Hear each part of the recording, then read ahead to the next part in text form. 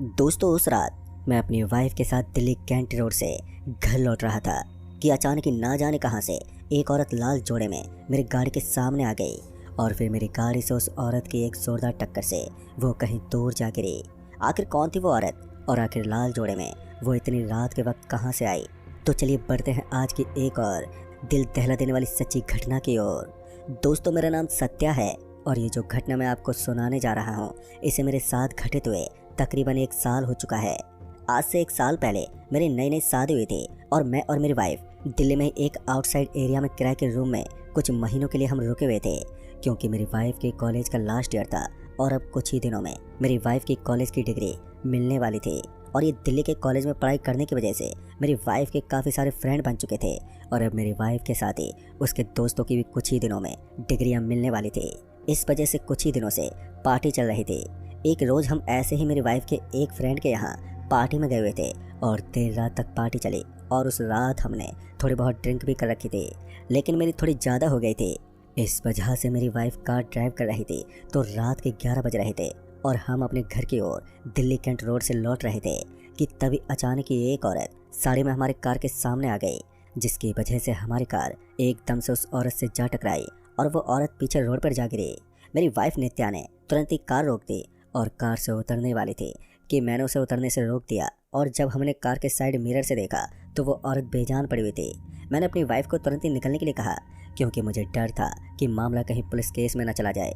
इस वजह से मैंने अपनी वाइफ को तुरंत ही गाड़ी स्टार्ट करने के लिए कहा और हम ठीक 12 बजे अपने रूम पर पहुंचे।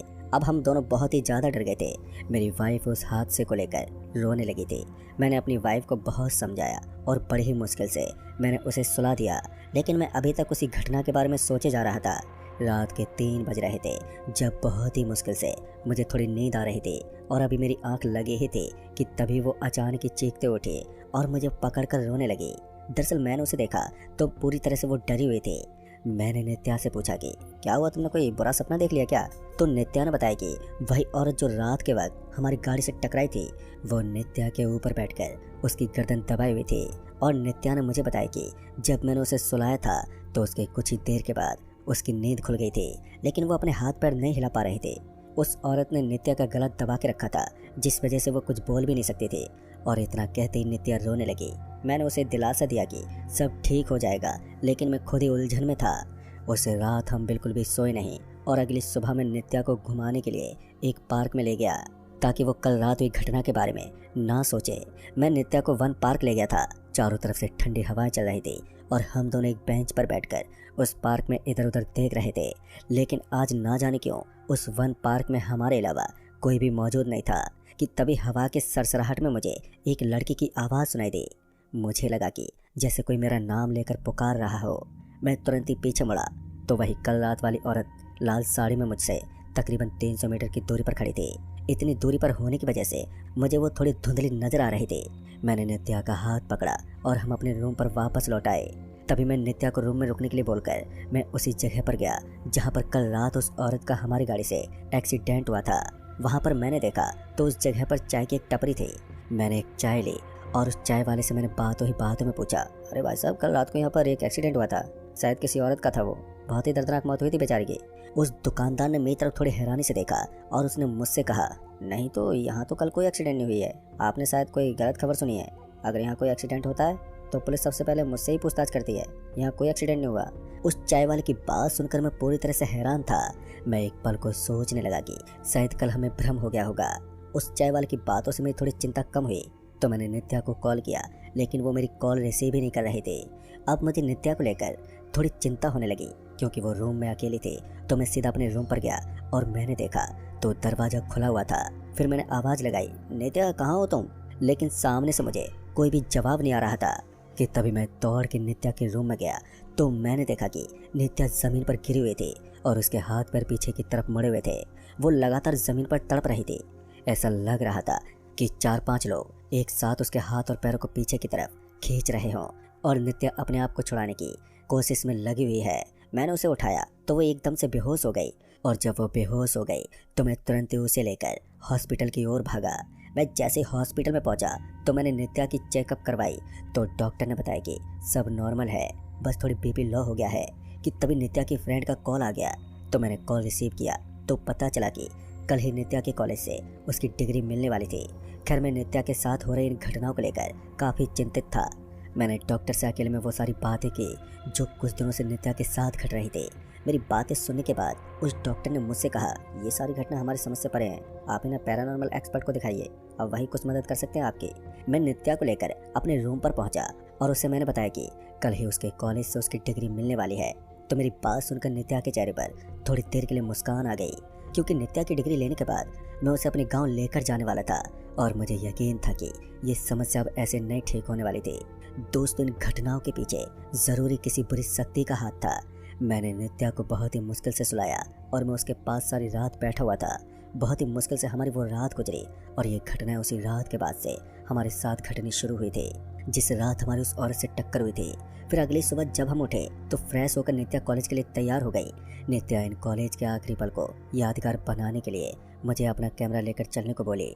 मुझे फोटो क्लिक करने का बहुत शौक था, तो मैंने अपना कैमरा अपने साथ रख लिया और हम दोनों नित्या के कॉलेज पहुंचे और नित्या ने अपनी डिग्री ली। उसके काफ़ी सारे दोस्त भी आए हुए थे, तो मैंने नित्या के साथ उन सब की भी फ़ोटो क्लिक की और हमने पूरा दिन एंजॉय किया। और हम शाम के वक्त घर लौटे कि तभी नित्या ने मुझे आज की सारी फ़ोटो दिखाने के लिए कहा। तो मैंने अपने लैपटॉप में आज की खिंची हुई सारी फ़ोटो को निकाला तो मैं एकदम से हैरान हो गया, क्योंकि नित्या के जितने भी फ़ोटो थे उनमें एक धुंधली काली परछाई उसके पीछे खड़ी हुई थी और उन फोटो को नित्या के साथ साथ उसके फ्रेंड ने भी देखा। अब हम सभी हैरान हो गए थे, क्योंकि जितनी भी फोटो थी उन सब में केवल नित्या के बगल में ही वो परछाई थी। कि तभी नित्या के एक फ्रेंड ने बताया कि वो एक सिद्ध बाबा को जानती है। नित्या के फ्रेंड ने कहा, हम उन बाबा के पास चलते हैं, उन्हें भूतों और आत्माओं पर नियंत्रण करने की सिद्धि है। मैंने नित्या की फ्रेंड से कहा, ठीक है हम सभी चलते हैं उन सिद्ध बाबा के पास। कि तभी मेरी बात पर नित्या की फ्रेंड ने बताया कि काफ़ी देर हो गई है और पहुंचने में भी काफ़ी वक्त लग जाएगा, हम कल सुबह निकल जाएंगे, बस एक रात की ही तो बात है।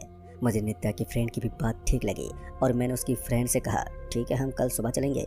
और इतना कहकर मैं नित्या की फ्रेंड को बाहर छोड़कर आ गया और हम 8 बजे तक डिनर करके सोने चले गए।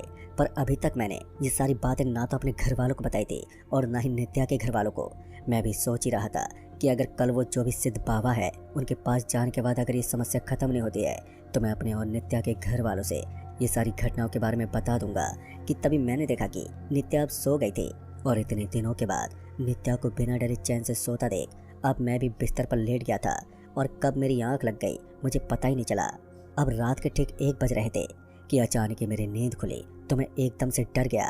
दरअसल मैंने देखा कि नित्या मेरे ऊपर अजीब तरह से बैठी हुई थी, उसके बाल खुले हुए थे और उसके चेहरे को ढक रखा था और उसने अचानक ही मेरे गले को जोर से अपने हाथों से दबाते हुए कहने लगी, तो मुझे भूल गए सत्या, मैं तुम्हारे लिए इतना दूर आई हूँ। फिर मैंने गौर से सुना तो ऐसा लग रहा था कि कोई 2 लोग एक साथ बोल रहे हैं।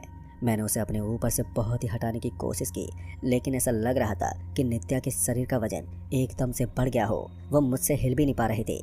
और फिर अचानक ही मेरी आंखों के सामने धुंधलापन छा गया और फिर जब मेरी आंखें खुली तो मैंने देखा कि नित्या बिल्कुल ही नॉर्मल थी और उसकी फ्रेंड भी अब आ चुकी थी उस सिद्ध पुजारी बाबा के पास जाने के लिए। हम दोनों ने सारी तैयारियां कर ली थी। तभी मैंने महसूस किया कि मेरा शरीर मुझे भारी लग रहा था और मेरा सिर भी दर्द कर रहा था। फिर मैं फ्रेश होकर तैयार हो गया और मैंने खुद के साथ हो रही इन चीज़ों को अनदेखा किया। तो मैं नित्या और उसकी फ्रेंड के साथ 1 घंटे की ड्राइव के बाद हम उस सिद्ध बाबा के पास पहुंचे, जिसके बारे में नित्या के फ्रेंड ने हमें बताया था। मैंने और नित्या ने उस बाबा को प्रणाम किया और हमने अब तक की बीती सारी घटनाओं के बारे में उस बाबा को बताया और कुछ फोटो भी हमने उस बाबा को दिखाए जो नित्या के कॉलेज में मैंने खींचे हुए थे। हमारी बात सुनकर थोड़ी देर उन बाबा ने अपनी आंखें बंद कर ली और कुछ मंत्रोच्चारण करने लगे और कुछ देर के बाद उनकी आंखें एकदम से खुल गई। वो बाबा थोड़ी गंभीर आवाज में हमसे कहने लगे, ये एक लड़की की आत्मा है और ये अपना प्रतिशोध लेना चाहती है। उस लड़की की आत्मा आप दोनों में से किसी एक से जुड़ी हुई है और उसकी मृत्यु का कारण आप में से ही कोई एक है। कि तभी उस बाबा के मुंह से इतना सुनते ही मेरी वाइफ नित्या ने बाबा से कहा कि एक रात हम पार्टी से लौट रहे थे और मैं कार ड्राइव कर रही थी कि तभी सामने से एक औरत हमारी कार से टकरा गई। शायद ये सब इसी वजह से तो नहीं हो रहा। उस बाबा ने बताया कि उस आत्मा की शांति के लिए तुम्हें पूजा की स्थापना करानी होगी और उसके बाद से ही हमारे ऊपर से वो खतरा टल जाएगा।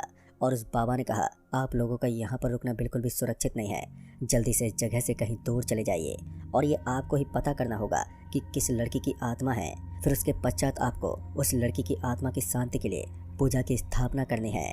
दोस्तों इतना कहकर वो बाबा अपनी कुटिया के अंदर चले गए कि तभी नित्या मुझ पर भड़क उठी, क्योंकि शायद उसको अब मुझ पर शक था कि मेरी लाइफ में कोई और भी लड़की थी।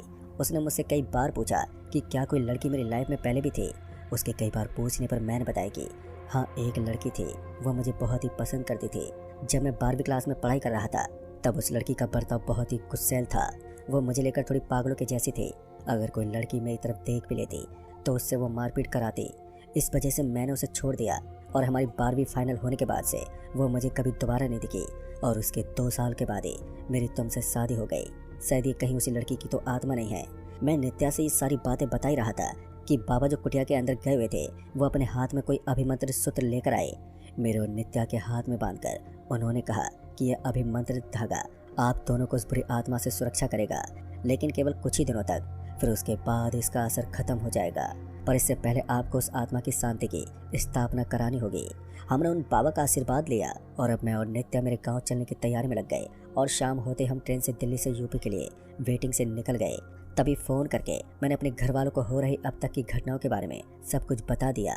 मैं और नित्या जिस बोगी में बैठे हुए थे उसमें एक लड़की हमें बहुत ही अजीब तरह से घूरे जा रही थी, लेकिन मैंने थोड़ी हिम्मत रखी क्योंकि अभिमंत्रित धागा हमारे हाथ में था। खैर उस लड़की को मैंने इग्नोर किया और अगली सुबह ही मैं नित्या को लेकर अपने गांव रायपुर पहुंचा। मैंने नित्या को घर में आराम करने के लिए बोलकर मैं तुरंत उस लड़की के घर की ओर जाने लगा जो मुझे बहुत ही पसंद करती थी। दरअसल उसका नाम निशा था। और जैसे ही जब मैं उसके घर पहुंचा तो मैंने देखा उसकी माँ आंगन में उदास बैठी थी। दरअसल मैंने निशा की मम्मी से पूछा, चाची निशा कहाँ है? मैं उसके कॉलेज का फ्रेंड हूँ, मैंने काफ़ी समय से उसे कभी देखा नहीं है। तो उसकी मम्मी मेरे मुंह से इतना सुनते हुए एकदम से रोने लगी और मैंने उसकी मम्मी को रोते हुए देखकर कहा, अरे क्या हो गया चाची, आप रो क्यों रही हो? मेरी बात सुनकर निशा की मम्मी ने बताया कि जिस दिन निशा की शादी थी बाराती भी आ चुके थे। निशा भी बहुत खुश थी, लेकिन फिर से ये खुशी का माहौल मातम में बदल गया। उसने अपनी शादी के लाल जोड़े में ही फांसी लगा ली थी। उसने ऐसा क्यों किया किसी को भी इस बारे में कुछ नहीं पता। और इतना कहकर निशा की माँ मुझे पकड़कर फूट फूट कर रोने लगी। और निशा के बारे में इतना सुनकर मेरी भी आंखों में आंसू आ गए, लेकिन मैंने खुद को संभालते हुए निशा की मम्मी को समझाया और मैं अपने घर लौट आया। तो मैंने देखा नित्या की तबीयत अब धीरे धीरे बिगड़ने लगी थी कि तभी मेरी नज़र उसके हाथ पर गई तो उसके हाथ में बंधा हुआ वो धागा ना जाने कहाँ गिर चुका था। इसलिए मैंने ज़रा भी देरी नहीं की और मैंने अपने घर में सबसे बड़ी दादी से कहा कि पूजा की तैयारी के लिए 5 सिद्ध पंडितों को जल्दी बुलवा लें। और इधर नित्या की हालत धीरे धीरे और भी ज़्यादा खराब होने लगी। इसलिए मैंने अपने कलाई के धागे को उतार कर नित्या के हाथ में बांध दिया। और तभी मेरी दादी ने उसी वक्त 5 सिद्ध पंडितों को बुलवा लिया और हमारे घर के बीच वाले रूम में हम सब लोग एकत्रित हुए। उन 5 पंडितों ने एक घेरा बनाकर उसके किनारे किनारे वो लोग बैठ गए और बीच में मुझे बैठा दिया गया। और मंत्र उच्चारण के कुछ देर के बाद से मुझे कोई होश नहीं रहा कि मेरे साथ हो क्या रहा था। जब सुबह मेरी आंखें खुली तो मैंने खुद को एक शमशान घाट पर पाया और वहीं मेरे सभी घर वाले और नित्या भी पानी में मेरे कपड़ों और मेरे नाखून और मेरे कुछ बाल के साथ जल अर्पित कर रहे थे।